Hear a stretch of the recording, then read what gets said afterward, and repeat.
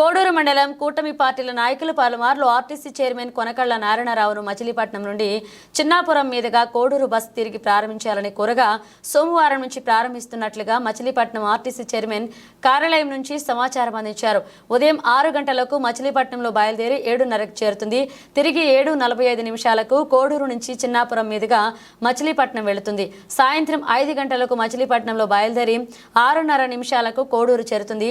తిరిగి 6:45 గంటలకు కోడూరు నుంచి మచిలీపట్నం వెళుతుంది. కోడూరు మండల ప్రజలు సద్వినియోగం చేసుకోవాల్సిందిగా మనవి. ఈ సందర్భంగా కోడూరు మండల కూటమి పార్టీల నాయకులు ఆర్టీసీ చైర్మన్ కొనకాల నారాయణరావుకి ఆర్టీసీ అధికారులకు ధన్యవాదాలు తెలిపారు. మచిలీపట్నం నుంచి వాడపాలెం మీదుగా మన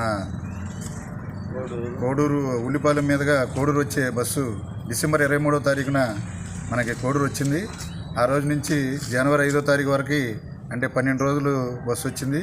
తర్వాత సంక్రాంతి సెలవులు అవ్వటం, బస్సు డ్రైవర్లు హైదరాబాద్ అటు వెళ్ళటం వల్ల ఈరోజు మళ్ళీ వేశారు. 5వ తారీఖు నుంచి ఈరోజు అంటే 12 రోజులు బస్సు వచ్చింది. 15 రోజులు బస్సు ఆగిపోవడం జరిగింది. ఈ గ్యాప్లో చాలామంది ప్రయాణికులు వచ్చి ఇబ్బంది పడి చాలామంది రోజుకి 20 మంది 30 మంది వచ్చి వెళ్ళిపోవడం జరిగింది.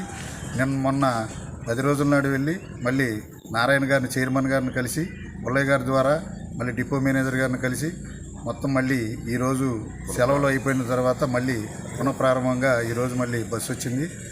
ఈ సదవకాశాన్ని అందరూ వినియోగించుకోండి. మనం 2 రోజులు బస్సు వస్తుంది, 2 పూటలు, మార్నింగు ఈవినింగ్ నైటు. మళ్ళీ మధ్యాహ్నం కూడా బస్సు అడిగాము. ఆ మధ్యాహ్నం బస్సుని మళ్ళీ 4-5 రోజుల తర్వాత, వారం రోజుల తర్వాత ప్రయాణికులను బట్టి వేస్తామన్నారు. మీరు అందరూ ఈ బస్సుని సద్వినియోగం చేసుకోవాలని కోడూరు మండల ప్రజల తరఫున నేను విజ్ఞప్తి చేస్తున్నాను.